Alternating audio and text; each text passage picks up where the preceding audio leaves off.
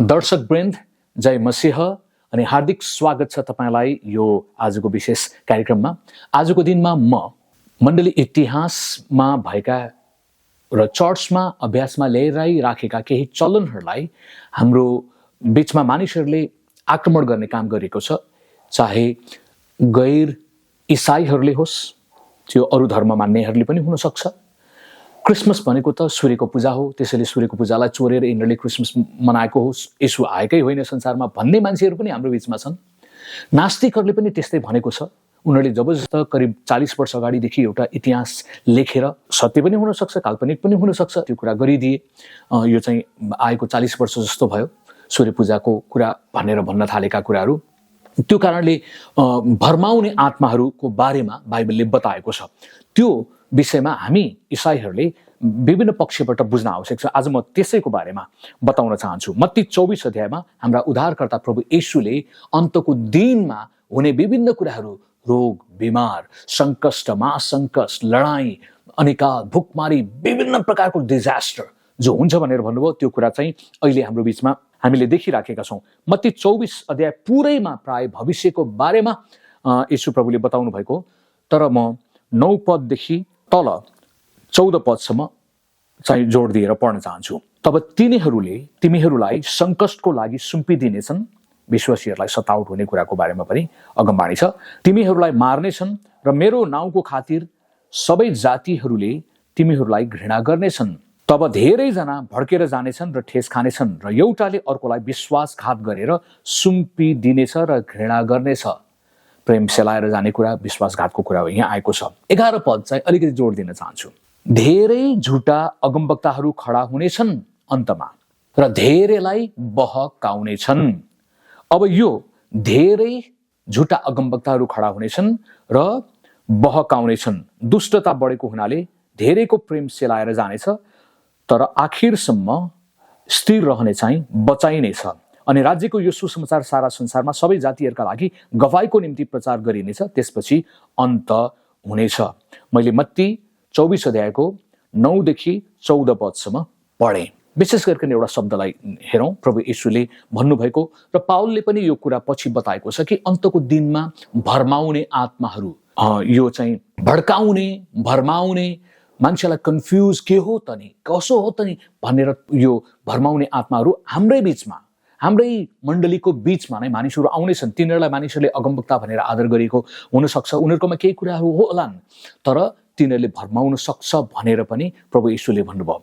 अनि यही कुरामा अलिकति म कुराकानी गर्न चाहन्छु। यो भरमाउने आत्माकै कुराकानी गरौँ। जस्तै पहिला म सुरु गरौँ। क्रिसमस मान्नु हुँदैन भनेर हाम्रो बीचमा केही साथीभाइहरूले भड्काउने खालको कुराकानी गर्दैछ। इसाईहरूले पनि, तिनीहरूले नास्तिक इतिहासकारहरूले लेखेका वा ख्रिस्ट विरोधी आत्माहरूले चाहिँ सूर्यको पूजालाई विस्थापित गरेर क्रिसमस चाहिँ स्थापना भएको हो भन्ने तर्क जो लिएर आएको छ। त्यही कारणले कुनै पनि हालतमा हामीले क्रिसमस मान्नु नै हुँदैन। डिसेम्बर 25 तारिक जो यो अन्तर्राष्ट्रिय धार्मिक पर्व छ इसाईहरूको निम्ति, यीशु प्रभु आउनुभएको सम्झना हामीले गर्नु हुँदैन। यो त फाल्दिनुपर्छ, बरु हामी निस्तार चाडतिर वा यहुदीहरूले मानेको चाडतिर जानुपर्छ भन्ने पनि एक थरी छन् हाम्रो बीचमा।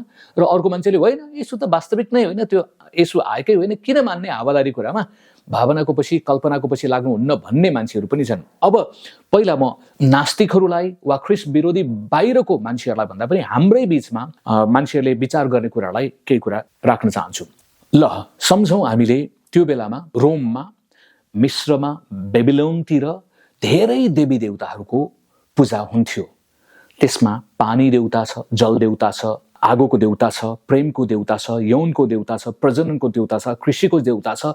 नेपालमा 33 कोटी देवी देवताहरू जो भन्छ नि, हो यो कुरा त त्यहाँको सभ्यता सँगसँगै मिश्र देशको नाइल नदीको किनारबाट समाजशास्त्रले के भन्छ भने मानव सभ्यताको सुरुवात भयो। त्यसैले मानव सभ्यताको सुरुवात, मानव बस्तीहरू त्यहाँबाट सुरु भएको हो भने, तर्क गर्ने हो भने धर्म आस्थाका कुराहरू पनि त्यहीँबाट सुरु भयो। खोला देख्यो, खोलाले बगाउन थाल्यो, लौ देउता हामीलाई बचाइदेऊ, वा चट्याङ आयो, चट्याङलाई पूजा गर्न थाले।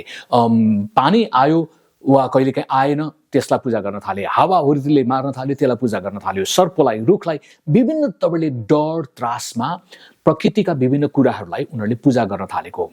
र मरेको प्रेतात्माहरूलाई पनि मान्छेले पछि पुज्न थाले। मरेका लासहरू गाड्ने अनि त्यही लासलाई गएर फेरि पूजा गर्ने चलन पनि भयो अनि यसरी देवी देवताहरूको पूजा गर्ने चलन बढ्दै गयो। र यो क्रममा अवश्य पनि रोममा करिबन येशू प्रभु आउनुभन्दा 500 वर्ष अगाडिदेखि इतिहासलाई हेर्दाखेरि त्यहाँ सूर्य नारायणको पूजा बेजोड रूपमा गर्ने कुरा देखिन्छ। येशू प्रभुभन्दा 500 वर्ष अगाडिदेखि, झन्डै झन्डै गौतम बुद्धको समयदेखि भनेर भनौँ न, त्योभन्दा अलिकति अगाडिदेखि पनि बेजोड रूपमा। त्यसैले रा भन्ने शब्द जो छ, मिश्रीहरूले रा भनेको सूर्य घाम देवतालाई पूजा गर्थ्यो। अनि त्यही ठाउँहरूलाई जित्दै जित्दै जाँदाखेरि रोमले पनि ओहो रा त शक्तिशाली छ, रालाई चाहिँ हामीले राख्नुपर्छ भने राबाट रोम आएको कुरा पनि इतिहासकारहरूले बताएका छन्। राबाट रोम, उनीहरूको देशको नाम नै रोम। रोमले के सोच्यो भने हामीलाई यो सूर्यनारायण देवताले शक्ति दिन्छ, बल दिन्छ, ताकत दिन्छ, अन्न अनाज दिन्छन्, यो बिना त संसार शून्य छ, रित्तो छ, फोस्रो छ, केही पनि हुन सक्दैन। त्यसैले जीवनको स्रोत त यही नै हो, यसले हामीलाई चहकिलो दरिलो बनाएको, संसारमा विजेता बनाएको भन्ने सोचाइ राखेर सूर्यलाई चाहिँ विशेष प्रबल रूपमा पूजा गर्ने दिन थियो। र डिसेम्बर 17 तारिकदेखि 17, 18, 19, 20, 21, 22, 23 7 दिन, एक हप्ताको चाड लिएर आयो। हुनसक्छ यिनीहरूले यहुदीहरूबाट प्रभावित भएर हप्तासम्म चल्ने चाड पर्व यहुदीहरूको बिचमा यो 2500 भन्दा अगाडि जो कुराकानी गर्दाखेरि त 3500 वर्ष अगाडि अर्थात् त्योभन्दा 1000 वर्ष अगाडि त परमेश्वरले इजरायलीहरूलाई दिइसक्नु भएको थियो त्यो चाड, होइन? एक हप्ताको सम्म पनि मनाउने एउटा चाड छ नि त। हो, त्यसको कपी गरेको पनि हुनसक्छ, उनीहरूको थियो भने हामीले पनि गरौँ त भन्ने एउटा विद्रोहमा आएको पनि हुनसक्छ। परमेश्वरको ओरिजिनल खुसी मनाउने, परमेश्वरलाई सम्झने कुरालाई उनीहरूले ट्विस्ट गरेर हामी पनि किन नगर्ने भनेर गर्थ्यो। हो, त्यो बेलामा सुँगुर काट्ने चलन थियो, सुँगुरको मासु खाने, त्यो बेलामा गीत गाउने, नाच्ने, ठट्टा गर्ने, राम्रो लुगा लगाउने। अनि राम्रो एउटा पक्ष त्यसको के पनि थियो भने एउटा ठुलो पर्व हो। पर्वले जहिले पनि बालबच्चाहरूलाई रमाइलो गर्छ, परिवारलाई सबै ठाउँमा भएका मान्छेलाई एकत्रित गर्ने काम गर्छ। कुनै पनि पर्वको फाइदा त्यसपछि इकोनोमीमा पनि फाइदा गर्न सक्छ, किनबेचमा राम्रो हुनसक्छ। एउटा सेलिब्रेसनको टाइम हो, होइन? खुसी मनाउने मानवीय हिसाबले उनीहरूले मजा गरेका थिए वा उनीहरूको देवतालाई पूजा गर्ने, देवतासँग धन्यवादी हुने भन्ने कुराको रूपमा सूर्यको पूजा गरेको थियो।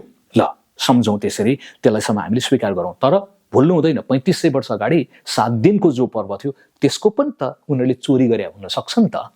र यिनीहरूले उत्सव मनाउने कुराहरू गर्दै गर्दाखेरि यो पर्वको अझै राम्रो एउटा पक्ष मलाई मनपर्ने के थियो भने मालिकहरूले अब स्कुल जे छ त्यो बन्द भयो भने मालिकहरूले जहिले पनि नोकरहरूको सेवा गर्थ्यो। त्यो बेलामा 7 दिन चाहिँ उनीहरूले खाना पकाएर खानदिने, टेबलमा राख्ने, उच्च सम्मान। त्यो दिनमा चाहिँ नोकरहरू खुसी गौरव गर्थे। वाउ, स्पेसल ट्रिट, लभ गर्ने। हामी पनि मान्छे हौँ, हामी चाहिँ नोकर होइनौँ, हामी चाहिँ कमारा होइनौँ, हामी चाहिँ पशु होइनौँ भन्ने एउटा भावना चाहिँ वर्षमा एक हप्ताको निम्ति भयो भने उनीहरूले पाए।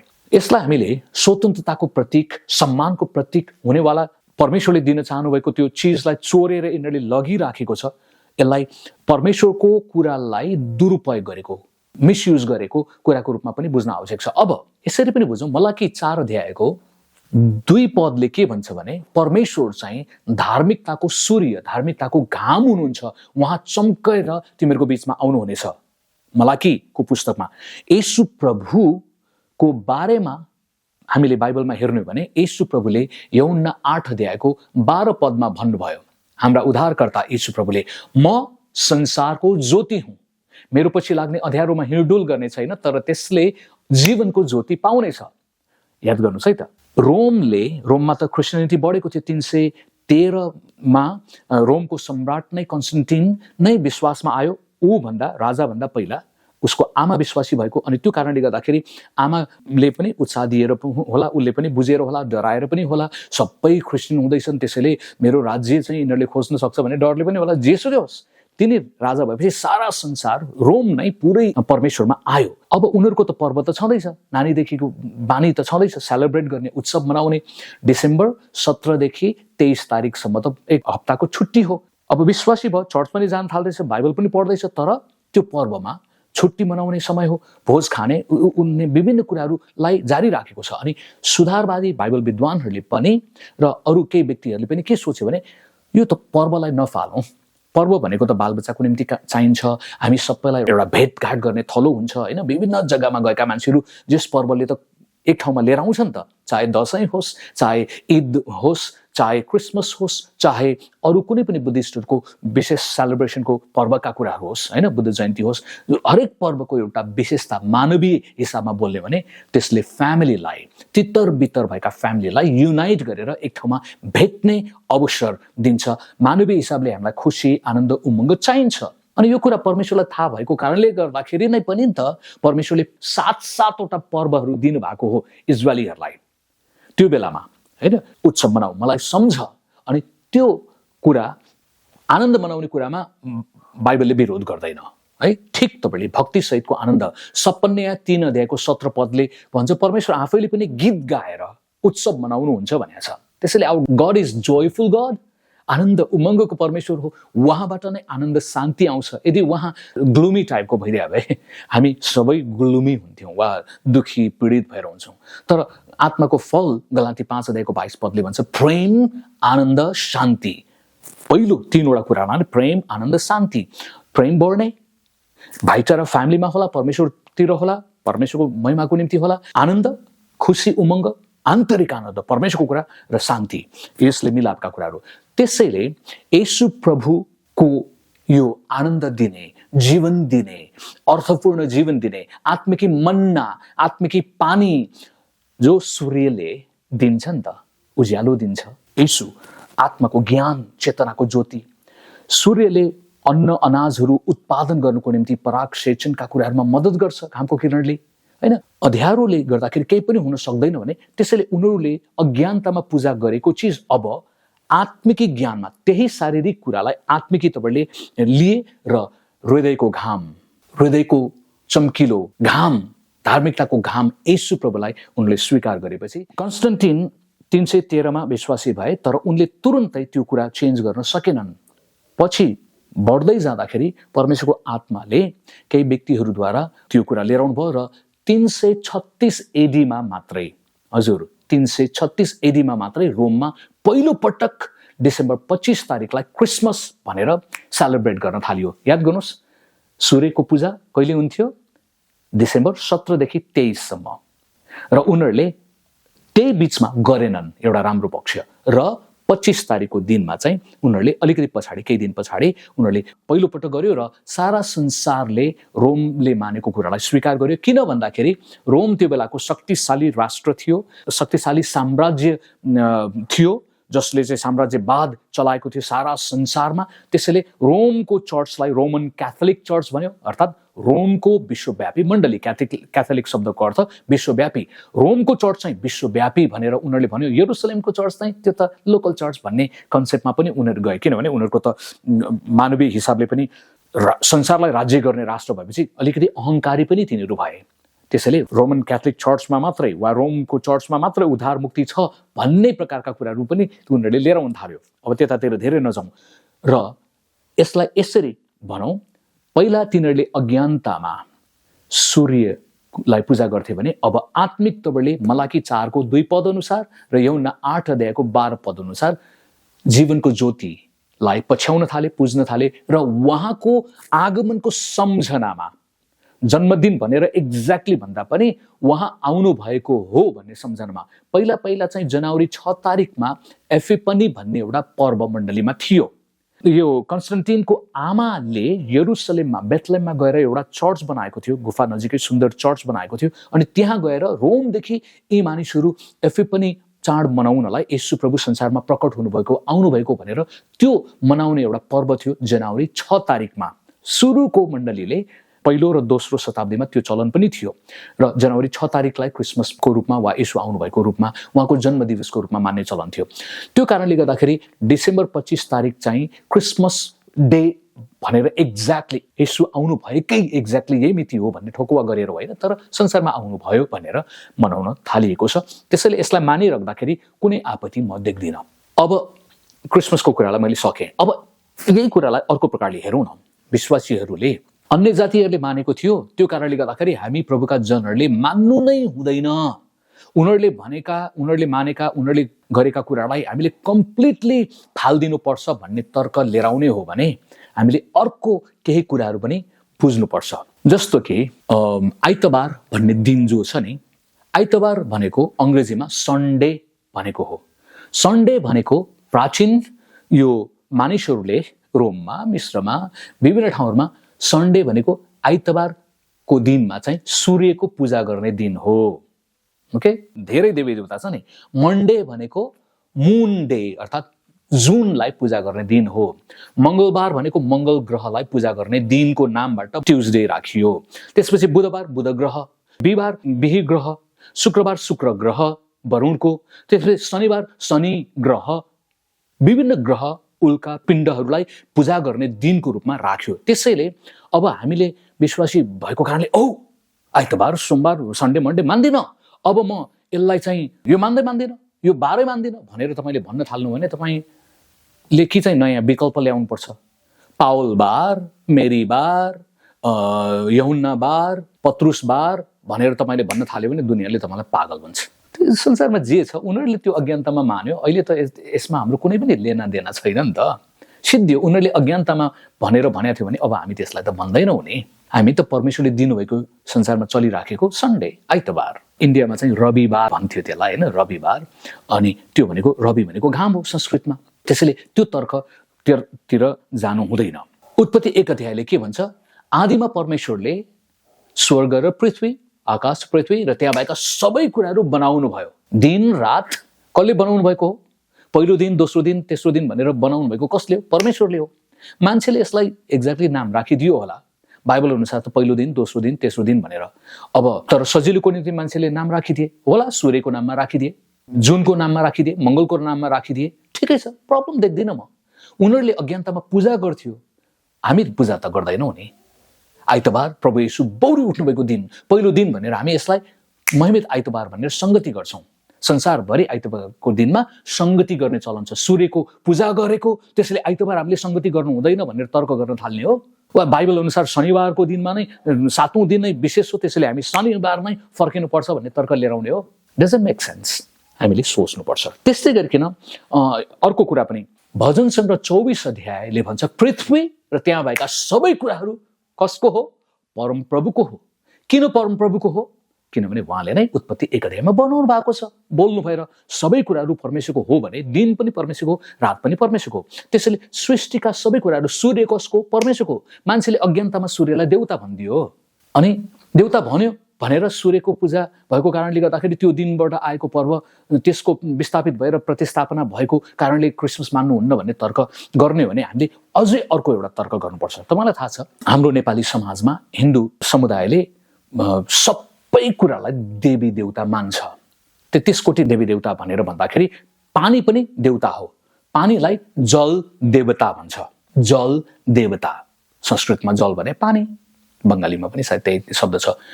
यदि हिन्दूले वा मूर्ति पूजकहरूले पानीलाई जल देवताको रूपमा पूजा गर्छ, अब हामी क्रिस्चियन हौँ, हामी पानी खाँदैनौँ भन्न मिल्छ?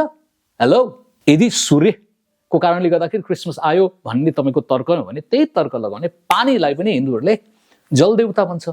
त्यसैले क्रिस्चियनहरू, विशेष गरेर क्रिसमसको विरोध गर्नेहरू, यो विभिन्न स्थापना भएका राम्रा संस्कृतिहरूको जसमा कुनै पाप अपराध छैन त्यसको विरोध गर्ने मान्छेहरूले जल देवतालाई किन प्रयोग गरेको, किन खाएको तपाईँले पानी, तपाईँले किन पिएको, किन नुहाएको, तपाईँ बोका जस्तै गनाउँदै हिँडे भएन?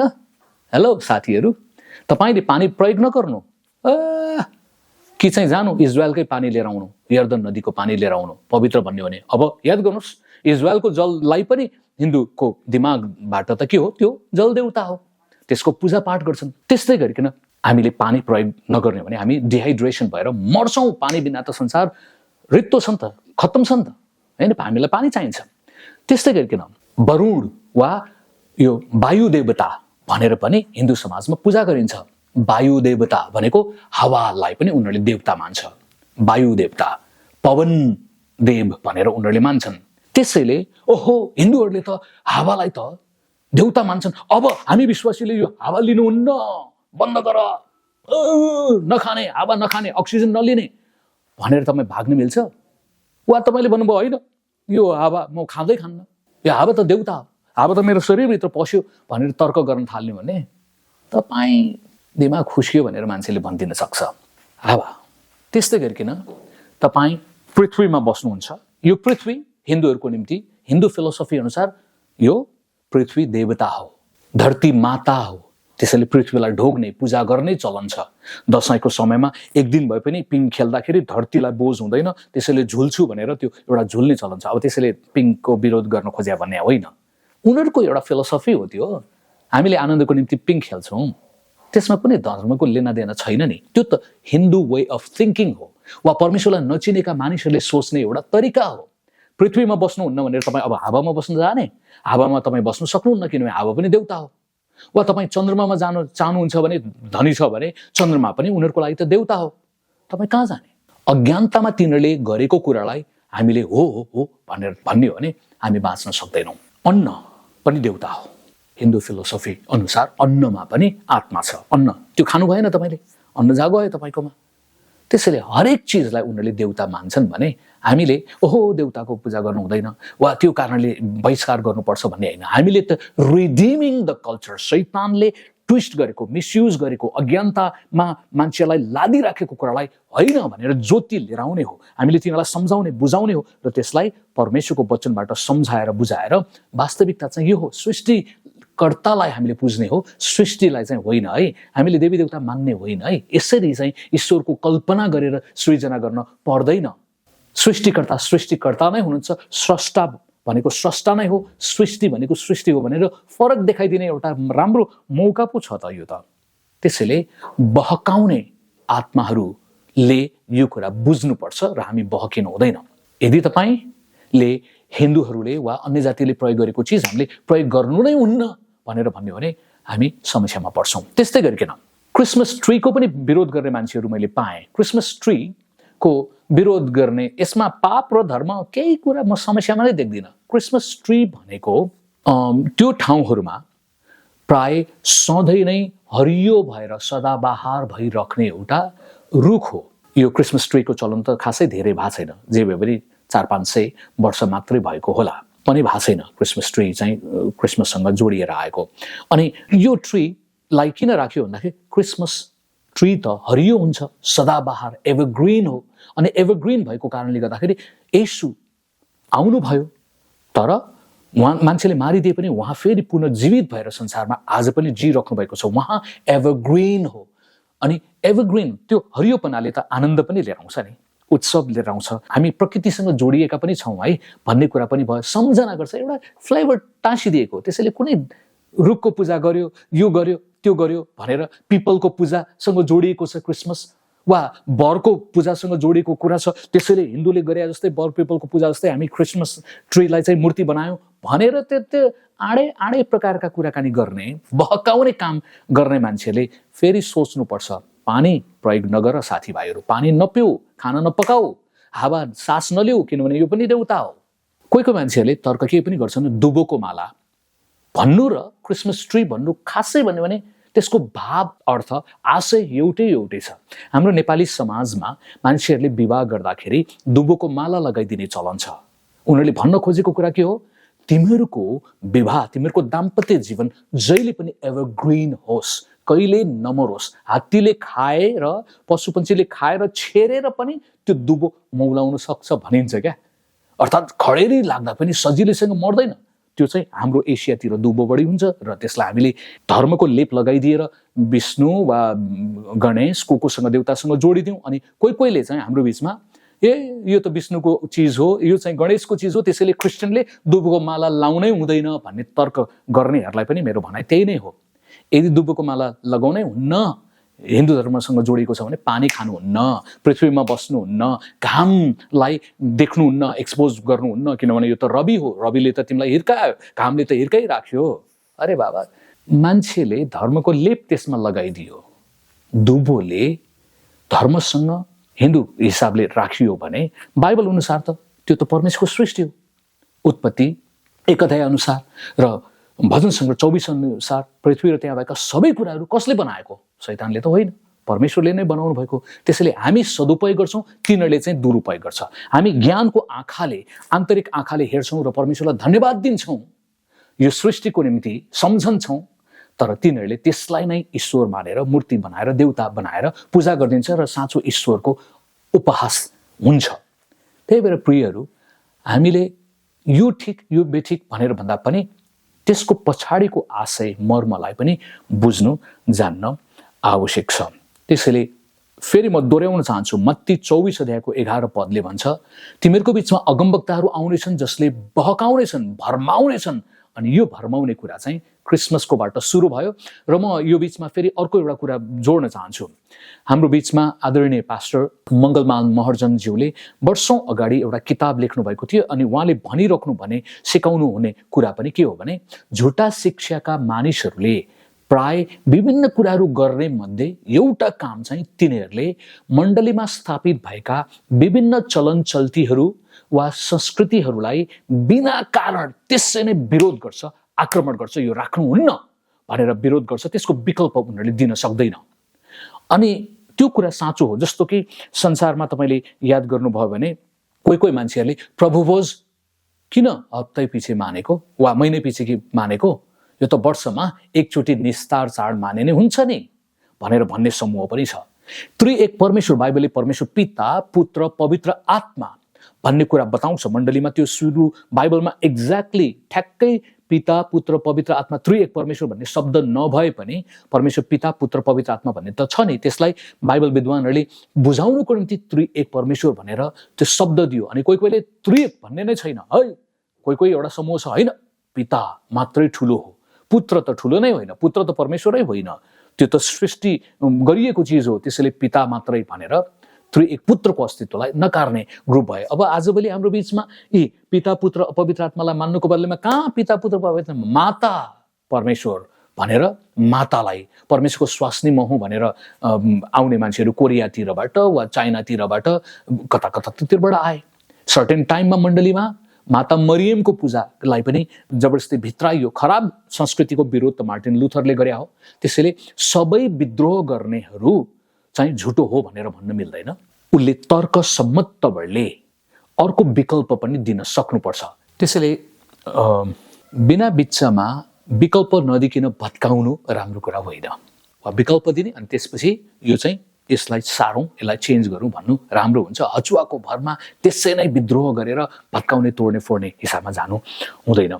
बक्तिस्माको बारेमा पनि त मण्डलीमा त्यसरी नै आएको छ नि। भोलि पर्सि एउटा यस्तो समूह डरोसँग आउन सक्छ, बक्तिस्मा, पानीको बक्तिस्मा किन लिन आवश्यक छ? आवश्यक छैन भन्दिन पनि बेर छैन मान्छेहरूले।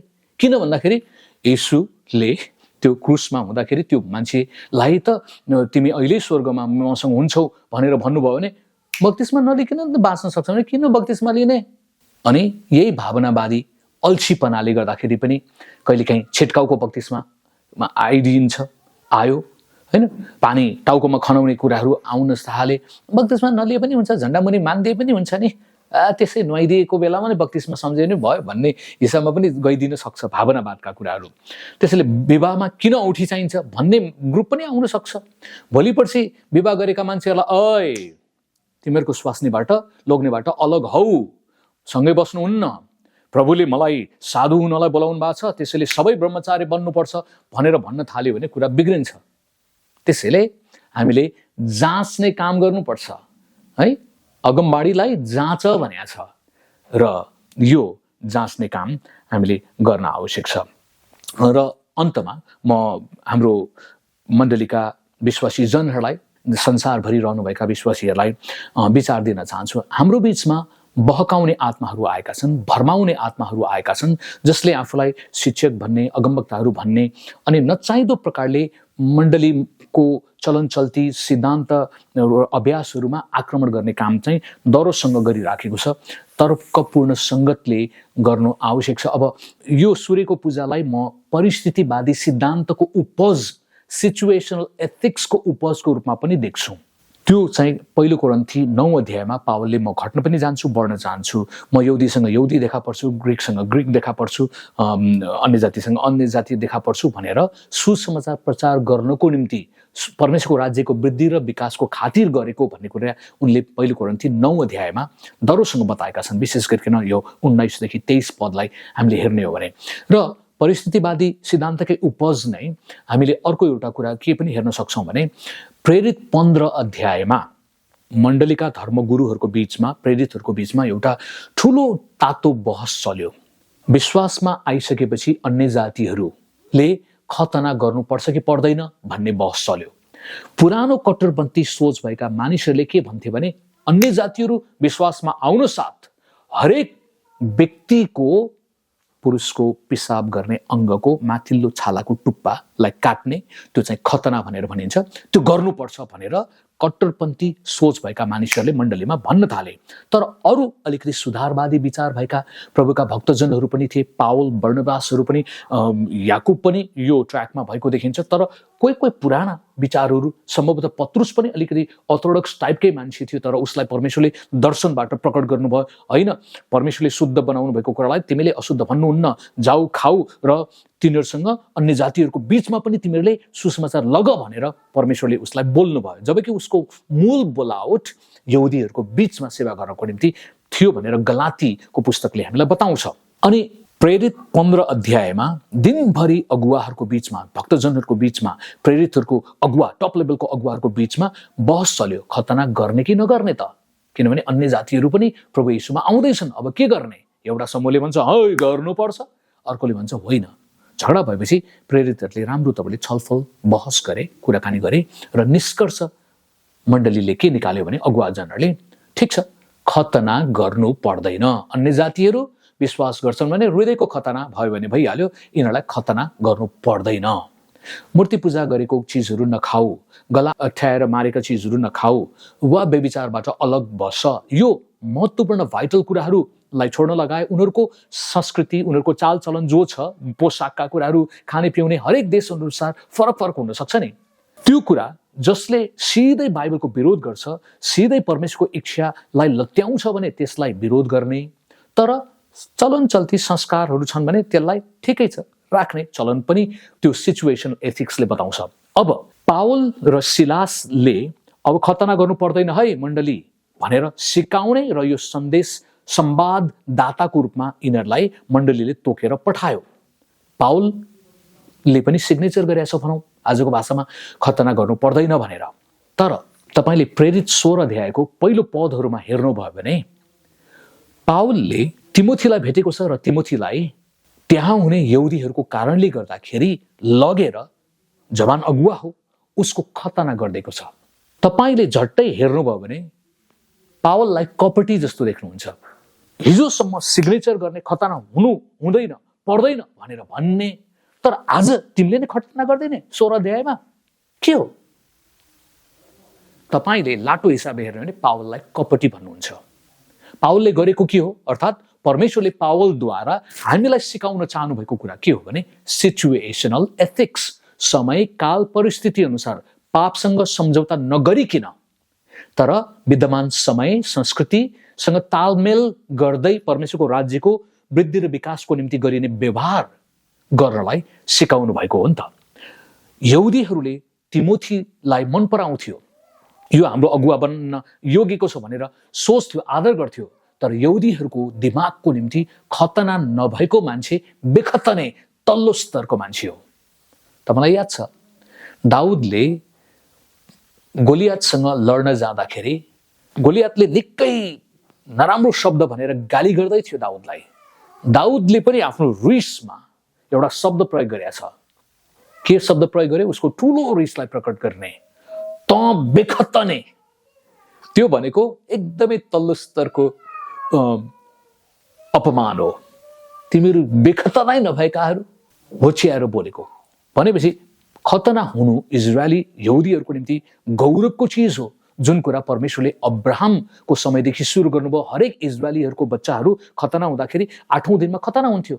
अब मसियानिक ज्युजको बीचमा उनीहरूले खतना गर्न चाहन्छ भने नो प्रब्लम, गरिराखोस्, आवश्यक त छैन, मेडिकल्ली फाइदा चाहिँ छ। अब तर यहुदीहरूलाई धर्मको हिसाबले इट्स पार्ट अफ रिलिजन, यो चाहिँ एउटा क्रिस्चियन हुनुको निम्ति गर्नुपर्ने भनेर त्यो फोर्स गर्ने काम चाहिँ नगरौँ भनेर उनले सहमति भए। तैपनि पावलले तिमोथीको खतना गर्दैछ। किन? मन जित्नलाई, उनीहरूको मनको ढोका खुल्ला हुनलाई। उनीहरूले घरको भवनको ढोका खोलिदिएको थियो पावललाई र तिमोथीलाई, तर मनभित्र उनीहरूको शर्त थियो त्यसले खतना गरोस् न। अनि पावल एकजना दार्शनिक पनि हो, ईश्वर शास्त्री विद्वान मान्छे, मानवीय हिसाबले उसले दिमाग लगाएर भने ए तिमोथी बाबु आऊ यसो गरौँ। तिमोथीको खतना भएको थिएन, किनभने उसको आमा यहुदी थियो, बाबु ग्रिक थियो। ग्रिकलाई खतनाको के मतलब, दिलको भय भइहाल्छ, उनी त इन्टेलेक्चुअल्स मान्छेहरू हो, दिमाग भौतिक मान्छे, तेरो हृदयको खतना भइहाल्छ नि बाबु, किन? तर पावलले तिमोथीलाई पक्कै सम्झाएको हुनुपर्छ। म कल्पना गर्छु, बाबु हेर तिमीलाई 3 हप्ता मात्रै दुख्छ, सुटुक्क खतना गर्दैनौ। यो ट्यौँ गर्ने यहुदीहरू छन् नि, महिलाहरू, बुढी आमाहरू, सबको मन चाहिँ एउटै कुरामा अड्किया छ, गर्दैौ न, 3 हप्ता मात्रै दुःख हुने हो, त्यसपछि भइहाल्छ नि। तिम्रो बाबुलाई पनि नभन, बाबुले विरोध गर्ला, सुटुक्कै गरिदेऊ। सुटुक्कै लगेर 16 अध्यायको पहिलो पदहरूमा खतना गरिदिएको छ। पाप गरे हो, त्यो संस्कृतिलाई फलो गर्दाखेरि पाप गरे हो? होइन। के को निम्ति गरे? परमेश्वरको राज्यको वृद्धि र विकासको निम्ति। एनी हाउ सुसमाचार सुनाऊ भन्छौ नि। हो, सूर्यनारायणको पूजाको दिनमा चाहिँ सबले खाने पिउने भोज गर्ने मजा मस्ती गर्ने थियो भने अब त्यसलाई रिडिमिङ द कल्चर भन्छ के। शैतानले लिएको हामीले गीत गाउँछौँ, शैतानको शिविरमा जाउँ र खोज्छौँ, त्यसले जे गरेको छ खुट्टा मुनि, शैतान खुट्टा मुनि भनेर गाउँछौँ नि। हो, चर्चले त्यो गरेको भनेर सम्झौँ न। शैतानले धार्मिकताको घामलाई शारीरिक घाममा पूजा गरिरहेको थियो भने अब त्यसलाई क्याप्चर गरेर कम ब्याक टु बाइबल, त्यसलाई होइन हृदयको घामलाई पूजा गरौँ। त्यही समयको आसपासमा नै क्रिसमस भयो। त्यसैले यो त विजय उत्सवको रूपमा म देख्छु। र फेरि गैर हिन्दूहरूले के भन्छ भने संस्कृति मास्ने काम गर्यो भन्छन्। यदि क्रिसमस नभएको भए त्यो खाने पिउने रमाइलो गर्ने फेस्टिभल संसारबाट हराएर जान्थ्यो। क्रिसमस फेस्टिभलको कारणले गर्दाखेरि संसारमा इकोनोमिकल्ली विभिन्न पक्षबाट राम्रो पनि गरेको छ नि। त्यसैले क्रिस्टियनिटीको कारणले झन् त्यो लुप्त हुन लागेको, हराउन लागेको चिजलाई मोडिफाई गरेर राम्रो बनायो। यसो भनौँ, पहिला पहिला मान्छेले गाँजा भाङ धतुरो खाने टहरोलाई अब सरकारले स्कुलमा बदलिदिएको जस्तै, दुनियाँले फोहोर गर्ने थुप्रोलाई अब तिनीहरूले पाठशाला अस्पतालमा परिवर्तन गरे जस्तै नै हो। यसलाई त खुसी मनाउनु पर्ने विषय हो नि। चर्पीलाई कसैले सफाचट गरेर राम्रो तवरले चर्चमा बदल्छ भने राम्रो कुरा होइन र? दुनियाँले मैला गरिदिरहेको थियो तर त्यसलाई चर्चमा, फिल्म हलहरू थियो त्यसलाई किनेर चर्चमा बदलिएको छ, इतिहास छ, राम्रो कुरा होइन र? गुण्डाहरूको ओढारलाई मानिसहरूले विद्यालय बनाइदिएका छन्, त्यो राम्रो कुरा होइन र? रिडिमिङ द कल्चर, दुरुपयोग गरेका कुराहरूलाई सदुपयोग गर्ने कुरामा त हामी रमाउनु पर्छ, गौरव गर्नुपर्छ। यो कुरा हामीले बुझ्न आवश्यक छ। अन्तमा जाँदा जाँदै भोलि पर्सि संसारमा यस्ता मान्छेहरू आउन सक्छन्, भावनावादीहरू। दर्शन मैले देखेँ, प्रभु मसँग बोल्नुभयो, यो गर्नुभयो भनेर भनेको आधारमा म चाहिँ प्रायः त्यस्तोलाई मिस्टिकल भ्युजहरू भन्छु। अलिकति दर्शनधारी, विचारधारी, भावनावादी भनेर भन्छु त्यस्ता मान्छेहरूलाई। बाइबलको पदको आधार भन्दा पनि मलाई स्वर्गदूत आयो, मलाई प्रभुले बोल्यो, मलाई यो देख्यो, यो गर्यो, बाइबलको पदहरू छैन, उसको व्यक्तिवादी विचार मलाई हेर भन्ने कुरा भन्ने, वचनलाई हेर, परिस्थितिलाई हेर, यो अनुसार गरेको भन्ने कुरा गर्नु छैन। त्यो कारणले गर्दाखेरि अन्तको दिनमा भावनावादीहरू आउँछन्। तपाईँ अमेरिकामा जानुभयो भने अमेरिका र बेलायत दुवै ठाउँमा एउटा चर्च छ। त्यहाँको एउटा पास्टर धर्मगुरुलाई के लाग्यो भने आदम हब्बा नाङ्गै सृष्टि भएको, पाप आउनु अगाडि उनीहरूले लुगाफाटा केही लगाएको थिएन, त्यसैले प्रभुको साँचो जन पारदर्शी हुनुपर्छ, ज्योतिको सन्तान हामी लाज मान्नु हुँदैन। अनि चर्चमा जाँदाखेरि यो पास्टरले नाङ्गो भएर चर्चभित्र प्रवेश गरेर सङ्गति गर्ने चलन लिएर आएको छ। अमेरिकामा पनि छ, बेलायतमा पनि छ। मैले सुनेको काठमाडौँमा पनि छ अरे भन्ने कुरा सुने है, तर म निश्चित छैन। राति चाहिँ तिनीहरूले नाङ्गै भएर सङ्गति गर्छ अरे। मलाई लाग्छ त्यो सुन्दाखेरि चाहिँ शैतानको चर्च हो कि जस्तो पनि लाग्यो। एकजना मान्छेलाई मैले भेटेको थिएँ केही वर्ष अगाडि, त्यो चर्चमै गएको थियो अरे। तर त्यो मान्छे कहाँ गयो थाहा छैन, उसले चाहिँ अर्को साथीलाई सुनाएको थियो भनेर मलाई गएको हप्तामा मात्र भनेको थियो। भने चाहिँ नाङ्गो सङ्गति गरौँ, बेलायतमा पनि छ, अमेरिकामा छ, भावनावादी। उसको तर्क सुन्दाखेरि त राम्रै सुनिन्छ नि, आदम हब्बा नाङ्गै आएको थियो, लुगा लाएको थिएन, मर्ने बेलामा पनि नाङ्गै जाने, त्यसैले नाङ्गै सङ्गति गरौँ, भोलि पर्सि नाङ्गै हिँडौँ। पारदर्शी हो यो त। पाप रहितको बच्चा नाङ्गो थियो, उनलाई लाज हुँदैन, शुद्ध हृदयको चिन्ह हो भनेर लौ सबैजना नाङ्गै हिँडौँ भन्ने भावनावादी नेपालमा आउन बेर छैन। मलाई त शङ्का लाग्छ। त्यसैले तपाईँले एउटा व्यक्तिलाई प्रभुलाई भन्दा बढी मान्ने काम नगर्नुहोस् है। गुटबन्दी हुन्छ त्यो। व्यक्तिलाई देउता जस्तै भन्ने, त्यो व्यक्तिले गल्ती गर्यो भने त्यसलाई ढाकछोप गर्नको निम्ति त्यसलाई सपोर्ट गर्ने काम पनि गर्नु हुँदैन। अफ्रिकामा तपाईँ जानुभयो भने अर्को भावनावादी चलन छ। मरेका अभिषिक्त प्रभुका जनहरूको चिहानमा जाने र नयाँ पुस्ताका मान्छेहरूले गएर त्यो चिहानलाई छोएर, त्यसको हड्डीलाई छोएर, बाइबलमा पनि हड्डीलाई छोएपछि जिउँदो भएका कुराहरू अगमवक्ताहरूको पुस्तकमा पाइन्छ, त्यो छिएर मरेको आत्माको अभिषेक ममा आओस् भनेर त्यो मरेको प्रेत आत्मा, अब हाम्रो नेपालको भाषामा भने मरेको प्रेत आत्मासँग प्रार्थना गरेर शक्ति पाउने, वा उसले यो भन्ने त्यो भन्ने, तिम्रो गोजीमा यति पैसा छ भन्ने, ऊ भन्ने, प्रेत आत्माले आएर बोलिरहेछ तर परमेश्वरको आत्मा आएर बोल्यो भनेर उनीहरूले हल्ला खल्ला गरिरहेछ। त्यसैले अफ्रिकामा आजभोलि धेरै अगमवक्ताहरू बढ्दैछ, किनभने तिनीहरूले मरेको प्रेत आत्मालाई बोलाउँछ, प्रभुकै जन भनेर भन्छन् तिनीहरूले, तर दुष्ट आत्मा आएर तिनीहरूलाई त्यो सूचना दिएछ। अनि बहकाउने कुराहरू प्रशस्त यो अफ्रिका मूलका अगमवक्ताहरू जो छन् तिनीहरूले चाहिँ विभिन्न कुराहरू गरिरहेछ। र मेरो अनुभवमा चाहिँ अफ्रिकाबाट बोल्ने धेरै जसो व्यक्तिहरूले राम्रै कुरा भने पनि अन्तमा पैसा जोडेको छ, मलाई यति पैसा दिए, यो प्रभुको निम्ति लगानी गर भन्छ, त्यो चाहिँ झुटा शिक्षकहरूको, झुटा अगमवक्ताहरूको एउटा सूचक हो। त्यो पैसा जोडिन साथ है, यो चाहिँ अभिषेक मैले प्रार्थना गरे बापत मलाई पैसा चाहिन्छ, मलाई यति पठाइदियो, त्यो गरिदियो भन्न साथ त्यो चाहिँ झुटो भनेर बुझ्दाखेरि हुन्छ। मरेका सन्तहरूको चिहानमा जाने, मैले हालसालै एउटा देहरादुनतिरको कुराकानी सुने। पास्टर निकोनर तामाङले भन्नुभएको एउटा कुरा भावनावादी कुरा नै थियो। भूत लागेको थियो अरे कोही मान्छेहरूलाई, अनि भूत लागेको व्यक्तिहरूलाई प्रभुका जनहरूले गएर प्रार्थना गरे, अनि केही व्यक्तिहरूलाई के अगुवाई भएछ भने यो भूत लागेको मान्छेलाई चाहिँ हाम्रो धर्मगुरुको पास्टरको खुट्टा चटाउनु पर्छ, र सबै त्यो अलिकति प्रार्थना गर्ने अगुवाई भएको मान्छेलाई भन्यो, पास्टर बाबु तपाईँले खुट्टा अलिक ठाडो बनाउनुहोस्, त्यो भूत लागेको मान्छेलाई चाट्न लगाउँ। यो भूतले त तपाईँको धर्मगुरुको खुट्टा चाट्नै पर्छ। चाट्न लगाए रे, कर गराएर लाइन लाइन गरेर चटाए रे। आज खुट्टा चटाए, भोलि पर्सि होइन के को खुट्टा मात्र चटाउने, यो भूत लागेको मान्छेलाई त अगाडिको पनि चटाइदिउँ पछाडिको पनि चटाइदिउँ भन्न थाल्यो भने कुरा के हुन्छ? गडबड हुन्छ। त्यो भावनावादी हो। त्यसैले यो भावनावादीहरूको कुराकानी हामीले गर्नु हुँदैन। त्यसैले यो कुराबाट बस्नुपर्छ। अन्तमा भावनावादी मान्छेहरूले संसारमा बहकाउने काम गरिराखेको छ। त्यसैले हामीले विरोधको लागि विकल्प नदिकिन विरोध गर्नु भनेको त्यो शैतानिक कुरा पनि हुन सक्छ। यति भन्दै आजको निम्ति प्रविधिका सम्पूर्ण सहयोगी लगायत म सुखदेवलाई पनि आज्ञा दिनुहोस्। Happy Christmas and happy new year to you all. जय मसीह।